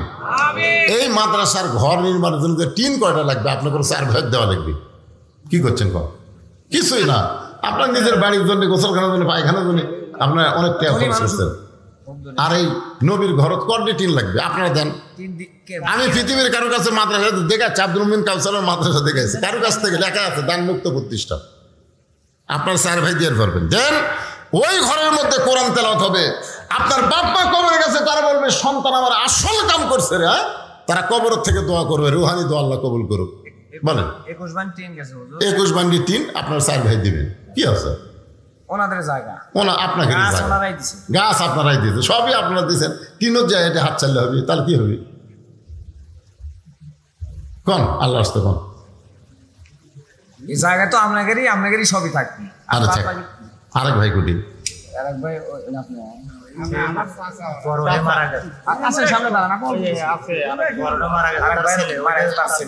কোন আল্লাহ আপনার বাপ মাকে যেন জান্নাত দেয়, জোরে করে আমিন। এমন সন্তান হওয়া ভাগ্যের ব্যাপার। যারা মাদ্রাসার জায়গা দিছে, মাদ্রাসার কাঠ দিছে, মানে যে টিন লাগানোর কাঠ পর্যন্ত দিয়ে দিছে, টিন তাদের কাছে আপত্তি করছি, তারা দিয়ে দেখ, পরপর যত কাজ এই গ্রামের লোকেরা করবে। আপনার ঘরে আসল জায়গাটা দিয়ে দেন, ইনশাআল্লাহ। আল্লাহ নবীর ঘর, আল্লাহ তোমার নবীর ঘর, যেখানে কোরআন তেলাওয়াত হবে। বলেন বাবা, মাদ্রাসার জন্য সহযোগিতা করবে। আলহামদুলিল্লাহ বলেন। হ্যাঁ আলহামদুলিল্লাহ, একবারে সবগুলোই সহযোগিতা করবে। আর গুলো দিব কারা? আর গুলো ইট লাগবে না, সব লাগবে না। আপনার রাজি হন না কেন? 4 ভাই মিলে দিবেন, সমস্যা কি? যদ্দুর না, এখানে নাম তো নাম মানে দেওয়া লাগবে, টিনগুলো আপনাকে দেওয়া লাগবে। মানুষের যারা করতেছে 1 লাখ 2 লাখ করে দিতেছে, জানা হলো চাচাও থাকবে। 4 ভাই মিলে আপনারা এখনো লাগবে, ইট লাগবে, ফ্যান লাগবে। যদ্দুরের একটা বলো, যদ্দুর বলতে আর গুলো দিবি কারা? আরো যে লাগবে না, আরো 2 লাখ টাকা। একজনও যাবেন না। এই সময় যদি কেউ যাওয়ার চেষ্টা করে প্যারালাইসিস হবে জানেন। হ্যাঁ, আল্লাহর কোরআনের নবীর মাদ্রাসা কি মনে করতেছেন? একটা মানুষ ভালো ঘুমাইছে রে, আমার এলাকার ভালো মানুষ হয়েছে, সকালে উঠার পা পাতা পারতেছে না, পরে দেয় প্যারালাইসিস। 10,000 আপনি দাম হলে 1 লাখ আর আপনি 5,000 টাকা। আপনি কত দেবেন? তো তাহলে এটা 10,000 দিলে আপনার দুজন কম দিলেন কি জন্য? যে হলে 1,20,000 আর গুলো দিবি কারা? আসলে আমি এখন একটু নগদ দিলাম। ওরা নেবো না, নিবেন আর গুলো দিবি কারা? এখন 3 লাখ টাকা লাগবে যে ঘর পয়সা খাওয়া লাগবে না। আপনারাই ভাড়া দেবেন কে? আপনারা যদি এগুলা করেন তাহলে প্রতিষ্ঠান করবি কাজ নিয়ে। সম্পূর্ণ ট্রেনের টাকা দেওয়া লাগবে আপনাদের। সম্পূর্ণ কয় হাজার? 1,21,000। 1,21,000 দেয় দেখুন না, মানে না, জায়গা থাকার প্রতিষ্ঠান আরো যে লাগতেছে 3 লাখ টাকা লাগতেছে আরো। না এই যে ভাইগুলো সবাই একটু সহযোগিতা করবেন, করবেন না? সবাই করবেন, হ্যাঁ সবাই করবেন। এইরকম মাদ্রাসা মসজিদ সরকার না করে আপনাকে তুলে দিয়ে দিয়েছে, সবাই জান্নাত পাওয়ার আশায় সবাই দান করবে, জান্নাতের একটা অংশ আল্লাহ তাদের দিয়ে দিবে। নবীর ঘর মাদ্রাসা, বুঝতেছেন না? কোরআন যেখানে তেলাওয়াত হবে। আপনারাই যদি এরকম দুর্বল দান করেন, গ্রামের মানুষ কি দেবো? আপনাকে জামাই নাই? আছে, জামাইগুলো হুজুরে যেখানে আছে। এই যে তোমার লিস্ট আছে হুজুর। আপাতত 3 ভাই 30,000 করে দেন। আপাতত লেখেন 3 ভাইয়ের 30,000। দেখেন আর কয় ভাই? 4 ভাই। 4 ভাই ওনা একটা পয়সা নাই তো উনি দিবেন। 4 ভাই উনি একটু গরিব মানুষ, একটু কম দিবেন। ওকিল জামাই ওকিল জামাই দিছে, কোথায় সে আসেনি? ওকিল জামাই আইছেন? ওকিল জামাই জুয়েল জামাই, জুয়েল বিপ্লব নাতিন জামাই, শহীদুল জামাই, এই হলে এই যে না এটা না, আরেকটা এই বুঝছেন, মাসুদ জামাই, আশরাফুল জামাই, একটা ধরে সবুজ জামাই। এই ধরবো করতে, না থাকলে ধরবি আছে করতে। আছে ওই যে মাসুদ আছে। এই মাসুদ বাবাজি কোন জায়গায়? হাত তুলুন তো দেখি। এই মাসুদ, ও আছে আপনি কোন?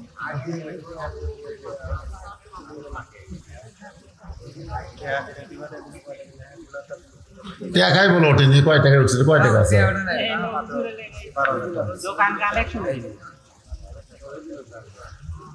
কি লগত নেবেন না বাকি? নগদ না লাগবে, বাকি হলে দাও। না নগদ যদি কারো কাছে না থাকে। আগের কালেকশন গুলো ওই যে বাইরের ব্যাচি করছেন। কই মামা? আশরাফুল জামাই, সবুজ জামাই, ইমরান জামাই, শহীদুল ভাগ্নে, আলম ভাগ্নে, আরিফুল ভাই, বড় জামাই কাদের মুন্সি, বড় জামাই। যেগুলোর নাম বললাম অবশ্যই আপনারা শুনছেন। সভাপতি সাহেব ভাগ্নে। হ্যাঁ, আপনি দিয়েছেন তো? 50 না, কোন একটা কোন আপনি দিয়ে শুরু। শুনেন হুজুর, দুইজনই চাকরি করে, বউ জামাই। মাদ এই যে কবরস্থান সভাপতি, এটা নানা বাড়ি, মসজিদের সভাপতি। তারপরে আপনি এই যে এখানে ইনশাল্লাহ আসছি, আমার ইচ্ছা আছে যে আমি করব এবং সর্বোত্তক সহযোগিতা করবে। এই জন্য দেখভাল করার দায়িত্বটা আমার। এসে দেখলাম দুজন এখন বাঁচতে ঘর চলাচ্ছে না, চেষ্টা করবো। দেখবেন তো পরে, এখন ঘর চালাবে কি দেয়। এখন একটা কয়ে দেন, দোয়া হোক।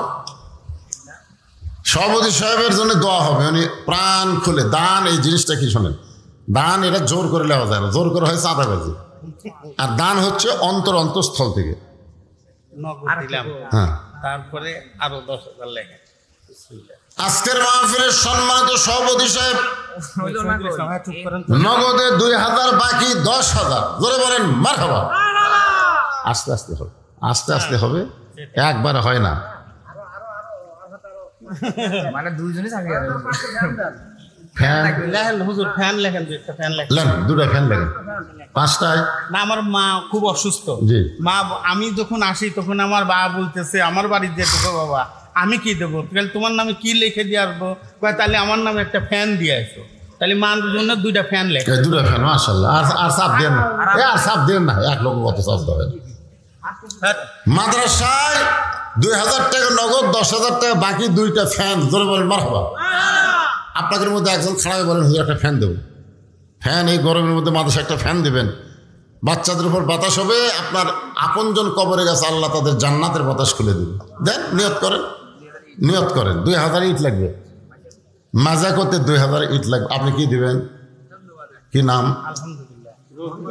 হ্যাঁ, রফিকুল ইসলাম। আল্লাহ নবীর ঘরে একটা ফ্যান ধরে বলেন মারহাবা। আল্লাহ নবীর মাজার জন্য ইট দিবেন। এমন কোন আল্লাহর বান্দা আছে যে ইটটা বিছানার উপরে বাচ্চারা কোরআন পড়বে, কায়দা পড়বে, দোয়া করবে? এই নবীর ঘরের মাজার ঘরটা হলো আল্লাহর নবীর। মাদ্রাসা কার ঘর? আল্লাহর না, মসজিদ আল্লাহর ঘর, মাদ্রাসা হলো নবীর ঘর। ওই নবীর ঘরে মাজার জন্য ইট দিবেন। একজন আল্লাহর বান্দা বলেন হুজুর ইট দেব, বলেন। আরে মনের মধ্যে শয়তান কি বলবে? মিশে মায়ায় বন্দি থাইকা করলাম কত খেলা,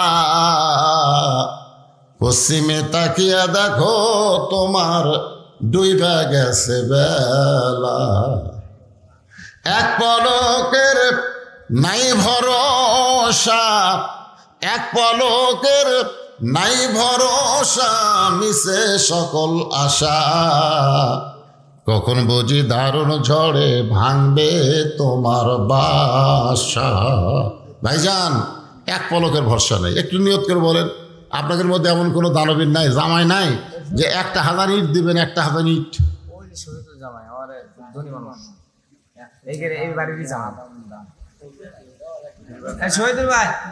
শহীদুল কোথায়? শহীদুল বাবা হাত তোলো না কেন?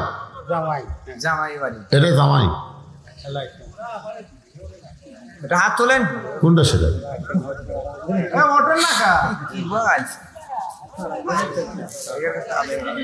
মাদ্রাসার ঘর হয়ে গেল। আপনাদের মধ্যে গামছা দাঁড়িয়ে করছেন? গামছা দাঁড়িয়ে গেছে করছেন? শহীদুল ইসলাম। এই আল্লাহর নবীর মাদ্রাসায়, শোনেন, আল্লাহর নবীর মাদ্রাসায় একটা কোরআন শরীফ দান করবেন। যে কটা ছাত্রী হবে তাদের হাতে একটা করে কোরআন শরীফ। ধরেন 50টা ছাত্রী, 50টা কোরআন শরীফ আপনাকে দান করা লাগবে। এক কোরআন মাত্র 500 টাকা। বাপ মা যাদের কবরে গেছে, বাপ মার রুহের মাগফিরাতে একটা কোরআন শরীফ বাবদ 500 টাকা দান করবেন। কোরআনের টাকা এখানে ভিন্ন করব। কোন আল্লাহর পাগল পারেন একটা কোরআন শরীফ বাবদ? এই যে বাজান, এই যে এর বিশাল স্লিপ দিয়ে গেছে রে। শহীদুল ইসলাম 500 টাকা, বাকি দান 1000। আক্তার হোসেন 500, বাকি 1000। মাসুদ রানা 500, বাকি 1000।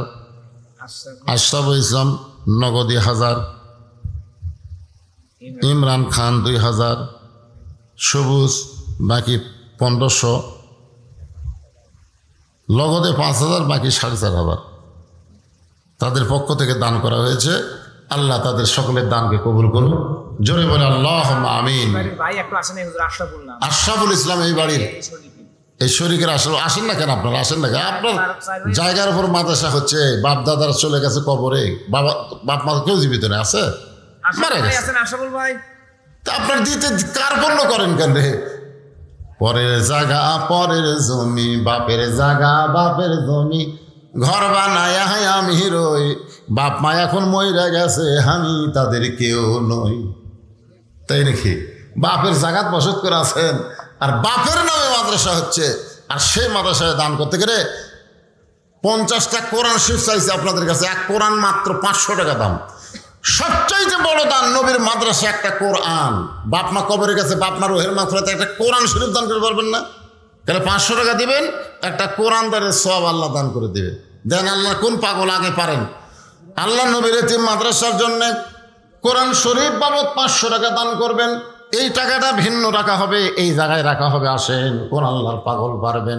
বাবা কান্দে, মা কান্দে, কবরেতে শুয়া, দেখলি না রে দরদের বেটা, একবারও আসিয়া লিল্লাহি তাকবীর। সর্বপ্রথম আল্লাহর একজন পাগল কোরআন শরীফ বাবদ 500 টাকা দান করেছে। আল্লাহ তার দানকে কবুল করেন। একটা কোরআন দানের সওয়াব তার বাবার আমল নামায় দান করে দেন। আমার মায়েরা যারা পর্দার অন্তর আছেন গো মা, মায়েদের আমল কিন্তু বেশি না, মাত্র 4টা আমল করা লাগবে। তার মধ্যে একটা হলো পর্দা। সবসময় পর্দার ভিতরে থাকবেন মা। পর্দার আমলটাই হলো মেয়েদের সবচেয়ে দামি আমল। জি, আলহামদুলিল্লাহ। 50টা কোরআন শরীফের দাম কত? ভাই, এটার নাম কি? না, 50টা কোরআন শরীফের টাকা কত? না না না, আমরা বাজার থেকে 50টা কিনে নেব না তো। 50টা কোরআন শরীফের দাম 25,000। আমি বলছি একটা কোরআন শরীফ বাবদ 500 টাকা। আপনারা কোরআন শরীফ কিনে এনে দিবেন, সেই কোরআন নেব তাই। এখন অনেক বলেন 50টা কোরআন শরীফ 25,000 দিবে কেন সেটা বলেন। কি নাম ওনার? জহুরুল ইসলাম 50 কোরআন শরীফ বাবদ 25,000 টাকা করে বলেন মারহাবা। সবাই একটা হাত করে আল্লাহুম্মা আমিন।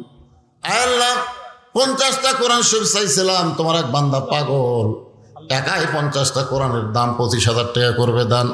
আল্লাহ দান কবুল করে নিয়ে তারা আপনজন যারা কবরে গেছে, এই দানের ওসিলায় তাদের কবরকে জান্নাতের টুকরা বানান বিরহমাতিকা ইয়া আরহামার রাহিমিন। মমতা খাতুন লেখা লাগবে, লেখা। মমতা খাতুন 2টা কোরআন শরীফ বাবদ 1,000 টাকা। আপনি কিন্তু কোরআন শরীফ লিখবেন না, কোরআন শরীফ বাবদ 1,000, বুঝছেন?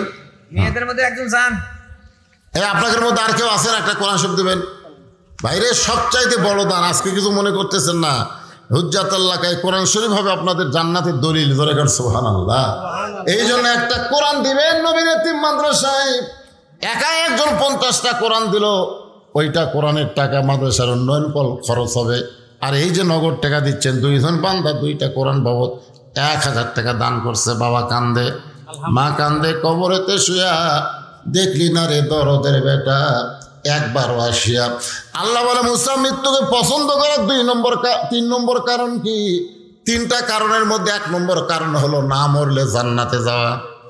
কথা কয় না মরলে জান্নাতে যাবে। আজ থেকে আপনাকে মরাটা কোনো গুরুত্বই হচ্ছে না, মরলেই জান্নাত ধরে। বাইসে থেকে কি লাভ রে? মরে গেলেই কোথায়? কথা কয় না, মরে গেলে কবর না রে, মরে গেলে কবর আপনার খাঁচা থাকবে, খাঁচা। মন তুই রইলি খাঁচার আসে, খাঁচা দে তোর কাঁচা বাসে। কোন দিন খাঁচা পড়বে খসে, জ্ঞানী গুণী কয় খাঁচার ভিতর অসীন পাখি কেমনে আসে যায়। আপনাকে রে দেহ নামক খাঁচাটা কবরে যাবে, আর কাঁচার পাখি 2 জায়গা। কয় জায়গা? আপনার এখন জায়গা। এই যে ওয়াজের সময় বললাম, যারা আজকে জান্নাতের বাগানে বসেছে তাদের পাখিটা ইল্লিন নামক জান্নাতের বাগানে যাবে। হয়তো বলতে এতই সোজা, আর আল্লাহ যদি দেয় আমাকে আপত্তি আছে? আল্লাহ কোরআনে বলেছেন লা তাকনাতু মির রাহমাতিল্লাহ ইন্নাল্লাহা ইয়াগফিরুয যুনুবা জামিআ ইন্নাহু হুয়াল গাফুরুর রহিম। আল্লাহ 3জন বান্দাকে নিয়ে, দেখেন আল্লাহ দয়াটা দেখেন, 3জন বান্দাকে হাসরের মিজানের কাছে নিয়ে যাবে। এক বান্দার নেকি আর পাপ ওজন করে দেখবে, পাপ আর নেকি সমান। আল্লাহ কয় কে রে, তোর একটা নেকি বেশি হলে তুই জান্নাতে যাওয়ার পারতি, তোর 2টাই সমান হয়ে গেল। এখন তো বান্দা বলবে আল্লাহ আমার করার কিছু নাই, আপনি যা করবেন তাই। আল্লাহ বলে তোর জন্য জান্নাতও নাই, জাহান্নামও নাই। জান্নাত আর জাহান্নামের মাঝখানে গিয়ে তুই থাক যা। ওই বান্দাকে আল্লাহ জান্নাত জাহান্নামের মধ্যে দিয়ে আর একটা বান্দাকে মিজানের কাছে নিয়ে যাবে। ওজন করে দেখা যাবে নেকির পাল্লায় মাত্র নেকি একটা, পাপের পল্লা দিয়া পল্লা ভারী, নেকি কয়টা, আর এক পাল্লা গোটা লিখে পাপ। আল্লাহ বলে কেরে বান্দা তোর খবর কি? বলে আমার আগের নেকি পাপ সমান। তারই খবর হলো জান্নাত জাহান্নামের মাঝখানে, আর আমার খবর তো জাহান্নাম। আমার খবর তো জাহান্নাম। আমি এখন কি করব? আল্লাহ বলতেছে বান্দা তাহলে তুই জাহান্নামে যা, জাহান্নামে যা। এমন সময় আর এক বান্দাকে নিয়ে আসা হবে, দেখা যাবে তার নেকির পাল্লায় একটাও নেকি নাই, পাপের পাল্লায় পাপ দেওয়া ভরা। আল্লাহ কয় তোর খবর কি? বলে আমি জাহান্নামী। একটু খেয়াল করেন। এবার আল্লাহ তাআলা ওই যে দ্বিতীয় বান্দা নেকি একটা, আর প্রথম বান্দারে একটা নেকি হলেই জান্নাত। ওই বান্দারা বলবে আল্লাহ আপনি তো আমাকে জাহান্নাম দিবেন, ঠিক আছে, কিন্তু আমার যে ভাইটা একটা নেকি বেশি হলে জান্নাতে যাবে সেই ভাইটাকে আপনি একটু দাগ দেন। আল্লাহ বলে কেন? বলে আমার নেকিটা আমি তাকে দান করে দিবার চাই। সুবহানাল্লাহ। কারণ আমি তো জাহান্নামে যাবই, খামাখায় একটা নেকি নিয়ে আমার কি হবে? ওইটা আমি দান করে দিলাম। আল্লাহ বলো রে আরাফের বান্দাই, তোর ভাই তোকে একটা নেকি দিয়া তোকে জান্নাতে যাওয়ার রাস্তা করে দিল, যা তোর আমল নামায় নেকি দিয়া দিলাম, তুই এখন জান্নাতে যা। বলার সাথে সাথে লোকটা জান্নাতে দৌড় মারবে। হাসরবাসীরা বলবে কত বড় স্বার্থপর, যে ভাই তাকে একটা নেকি দিয়া জান্নাতে যাওয়ার সুযোগ করে দিল, সে ভাইটার দিকে একটা বারও তাকালো না। আসলে তাকায়নি, এক দৌড়ে জান্নাতের ভিতরে গিয়া কিছুক্ষণ পর জান্নাত থেকে বের হয়েছে। আল্লাহ বলে, কেরে বান্দা জান্নাতে ঢুকলি, জান্নাত থেকে বের হলি কেন?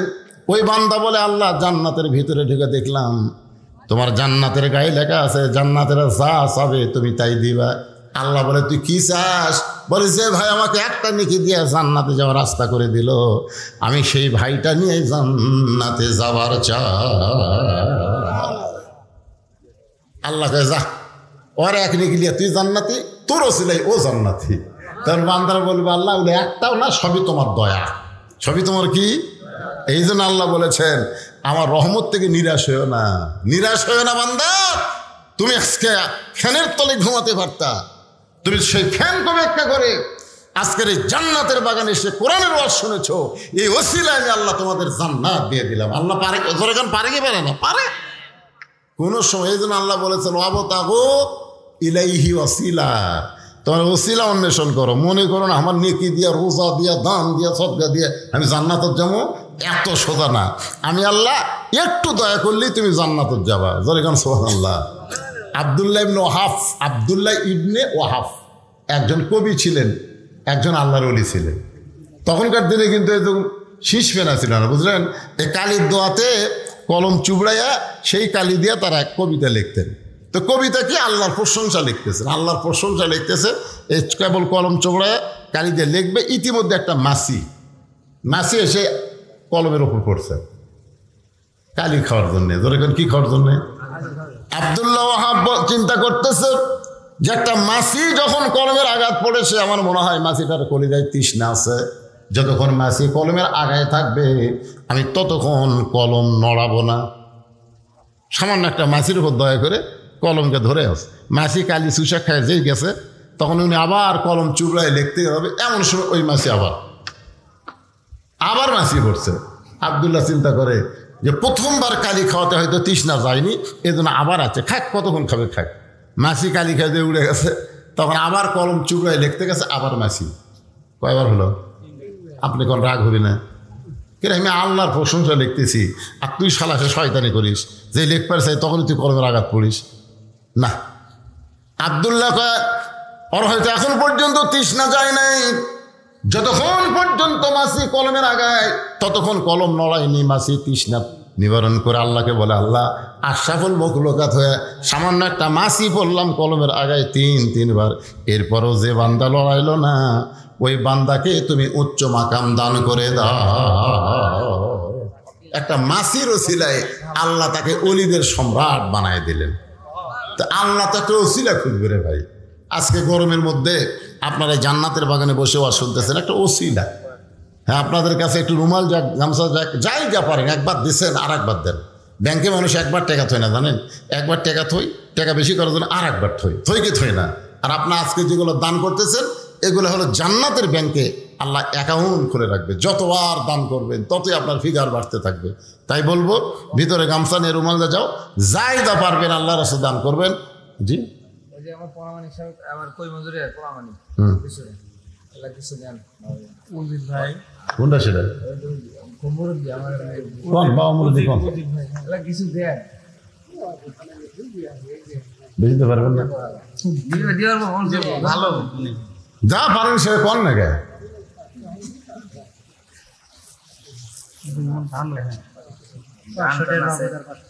মাশাআল্লাহ, তো অল্প কিছু নয়, তো অনেক কিছু। মাশাআল্লাহ, 500 টাকা নগদ, 500 টাকা বাকি দান করছে। আল্লাহ তার দানকে কবুল করুক, সকলে বলে আল্লাহুম্মা আমিন। সবচাইতে বড় কথা কি জানেন? শত্রুতা না করে মিলেমিশে মাদ্রাসা সবাই চালাবেন। এটা মাদ্রাসার উদ্বোধনী মাহফিল। মাদ্রাসা জানান দেওয়া হলো যে এলাকাতে একটা মাদ্রাসা আছে, এই জানান হলো। কিন্তু আজকের টাকা দিয়েই যে মাদ্রাসা হবে তা না। আপনারা সকলে মিলেমিশে থাকবেন। কোরআনের সঙ্গে মাদ্রাসার সঙ্গে এর শত্রুতা আছে?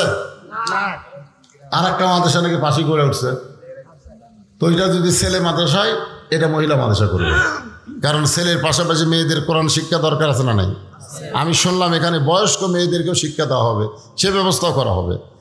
এখনকার মেয়েরা কোরআন শরীফ পড়তেছে না, রবীন্দ্রসঙ্গীত করছে, বোঝা যাচ্ছে না তো কি পড়তেছে তা ঠিক নেই। আলহামদুলিল্লাহ রাব্বিল আলামিন। কি পড়তেছে? মেয়ে মানুষের পড়া। আমার মায়ের পড়া আমি দেখছি, পরে মাকে আবার একটা ভালো মেয়ে কোরআন পড়নে তাকে নিয়ে এসে মাকে কোরআন শিখেছি। মা আমাকে বলছে, বাবা মরার আগে যাক শুদ্ধ করে কোরআন শরীফ পড়তে পারলাম। আপনি ভুল কোরআন শরীফ সারা জীবন পড়েন, কোনো সব নাই, কিন্তু শুদ্ধ করে যদি সামান্য দুটো আয়াত পড়েন, এতে আল্লাহ আপনাকে জান্নাত দিয়ে দিবে। এই জন্যে এখানে মহিলা যারা বড় বড় মহিলা তাদের জন্য এখানে শিক্ষার ব্যবস্থা করা হবে। এ মাদ্রাসা এখানে টিকে থাক, আপনারা চান না ভাই? মুসা বলতে আল্লাহ মৃত্যুকে পছন্দ করার 3 নম্বর কারণ হলো দুনিয়া হলো ক্ষণস্থায়ী আর আখেরাত হলো চিরস্থায়ী। মৃত্যুর মাধ্যমে ক্ষণস্থায়ী জীবনের পরিসমাপ্তি হবে আর চিরস্থায়ী আখেরাত পাওয়া যাবে। আপনারা বলেন তো, এই দুনিয়া কি চিরস্থায়ী না ক্ষণস্থায়ী? কথা কয় না, ক্ষণস্থায়ী। মৃত্যুর পরে যে আমরা দুনিয়া পাবো সেটা কি? তা আপনাদের কাছে কোনটা ভালো, ক্ষণস্থায়ী ভালো না চিরস্থায়ী ভালো? তাহলে ক্ষণস্থায়ী ছেড়ে চিরস্থায়ী দিকে আমরা যাচ্ছি, এখানে আফসোস কি আছে? ইন্নালিল্লাহ বলবো আমরা কখন? যখন দেখবেন আমাদের বাংলাদেশের মানুষগুলো কঠিন বিপদের মধ্যে আছে। এই যে বর্তমানে কি একটা বৃষ্টি বন্ধ হয়ে গেছে, আসমান থেকে বৃষ্টি হচ্ছে না। বৃষ্টি আল্লাহ দিবে কি দিবে না? বৃষ্টি দেওয়ার মালিক কে? আল্লাহ দিবে। জমিনকে আল্লাহ বিছানা করেছে, আসমানকে করে ছাদ, রহমতের বাড়ি বর্ষণ করবেন আল্লাহ। আমরা চাইতে পারতেছি না। সিংড়ার মধ্যে ওয়াজ করতে গেলাম, কয় হুজুর এখন বৃষ্টির দোয়া করবেন না হুজুর, এখন আমরা ধান কাটতেছি, এই সময় বৃষ্টি হলে আমাদের বিশাল ক্ষতি হবে। তো এখন দেখেন তো আল্লাহ পড়ছে বেকায়দার, একদল বৃষ্টি চাচ্ছে আর একদল বলে বৃষ্টির দরকার নাই। এখন যারা ইরিগেশন ধান পাকছে না, আপনাকে ধান পাকতেছে না, এই সময় বৃষ্টি হয়। বৃষ্টি তো বৈশাখ মাসের বৃষ্টি তো খালি বৃষ্টি হয় না, বৈশাখের বৃষ্টির সাথে একটা কিছু হবেই, যেরকম ঠিক কিনা। এটা আম টাম যা ধরছে একটু ভাঙ্গা ভুঙ্গা সব শেষ করে দিয়ে দেবে। তা আমরা বলবো, আল্লাহ যে বৃষ্টিতে বান্দার ক্ষতি হয় না, লাভ হবে, রহমতের বৃষ্টি দাও, তাপমাত্রা কমায় দাও, ধরে কান আমিন। সবাই আল্লাহর কাছে দোয়া করি, সবাই ইস্তেগফার আস্তাগফিরুল্লাহ আল্লাযী লা ইলাহা ইল্লা হুয়াল হাইয়ুল কাইয়্যুম ওয়া তুবু ইলাইহি। ওয়াকিল ওয়াকিলের নাম আর হলো জানালাম অনেক বাঁচতে এবারে জানে আলম 5,000, ওয়াকিল 10,000 টাকা দান করেছে। আল্লাহ তাদের দানকে কবুল করেন। আল্লাহুম্মা আমিন। আল্লাহুম্মা আনতাস সালাম ওয়া মিনকাস সালাম তাবারাকতা ইয়া যাল জালালি ওয়াল ইকরাম। আয় আল্লাহ তাআলা, অনেক রাত হয়ে গেছে, তোমার বান্দারা আরামের বাড়ি ঘুমকে বাদ দিয়া কোরআন হাদিসের মহব্বত কলিজার মধ্যে নিয়ে জান্নাতের বাগানে বসে বসে আলোচনা শোনার শেষে আমি গুনাহগারের সঙ্গে রহমতের দরজায় ফকির হয়ে দোকানা হাত তুলেছি। আল্লাহ মেহেরবানি করে আজকের মাহফিল আমাদের সকলের হিদায়াতের জন্যে, নাজাতের জন্যে, জান্নাতের জন্যে কবুল করে নাও। এই মাহফিলের শুরু থেকে শেষ পর্যন্ত যত আলোচনা হয়েছে আল্লাহ, এর মধ্যে যদি ত্রুটি হয়, ভুল হয়, মাফ করে দাও। এর জাহাদিয়া মঞ্জুর করো। সোনার মদিনায় নবী পাকের রওজা মোবারকে কবুল করো। আল্লাহ তোমার এতিম ঘর, নবীর ঘর, মাদ্রাসাকে কেন্দ্র করে আজকের মাহফিল আল্লাহ মিলে মিশে অত্র এলাকায় মাদ্রাসাকে তুমি প্রতিষ্ঠা করে দাও। আল্লাহ আজকে মাদ্রাসার নামে নগদে বাগিতে যারা দান করেছে আল্লাহ, সকলের দানগুলোকে জান্নাতের বিনিময় হিসাবে কবুল করে নাও। আল্লাহ মাদ্রাসা যারা জায়গা দিয়েছে, মাদ্রাসার ঘর নির্মাণে কাঠ দিয়েছে, টিন দিবে, আল্লাহ এই মাদ্রাসাকে যারা সহযোগিতা করেছে আল্লাহ, আল্লাহ মেহেরবানি করে সকলের দান কঠিন মুসিবতের সময় জান্নাতের বিনিময়ে কবুল করে নাও। আমার মা বোনদেরকে কবুল করো, আবিদা সালিহা পদ্মানসি কবুল করো। আমি অসুস্থ, আমার মতো যারা অসুস্থ হাত তুলেছে আল্লাহ সুস্থতার নিয়ামত দান করো। আজকের মাহফিলের সম্মানিত সভাপতিকে আল্লাহ তুমি কবুল করো। আমার বাবাজি আব্দুল মুমিন কাউসারিকে আল্লাহ তুমি কবুল করো। নানা ধরনের টেনশন নিয়ে মাহফিল করতেছে আল্লাহ, তুমি তার সব টেনশন দূর করে রহমত বরকতের দরজা খুলে দাও। অত্র এলাকার সমস্ত মানুষকে এ মাদ্রাসার মাহিল বানায়া দাও, মাদ্রাসার হিতাকাঙ্ক্ষী বানায়া দাও। মাদ্রাসার বিরুদ্ধচারণ যারা করে তাদেরকে মাদ্রাসার বন্ধু বানায়া দাও। আল্লাহ আল্লাহ মিলে মিশে না করলে মাদ্রাসার উন্নয়ন হবে না। যারা কোরআনকে ভালোবাসে, মাদ্রাসাকে ভালোবাসে, আমি বলবো সকলের শত্রুতা ভুলে গিয়ে এই মাদ্রাসার মহব্বতে নিজের জীবনকে ফিদা করে দাও। আল্লাহ আল্লাহ আল্লাহুম্মা আমিন। কবুল করো আল্লাহ, আসমানের বেলা আসমানে, জমিনের বেলা জমিনে, তাপমাত্রা কমায় রহমতের বাড়ি ধারা দান করো আল্লাহ। ফিলিস্তিন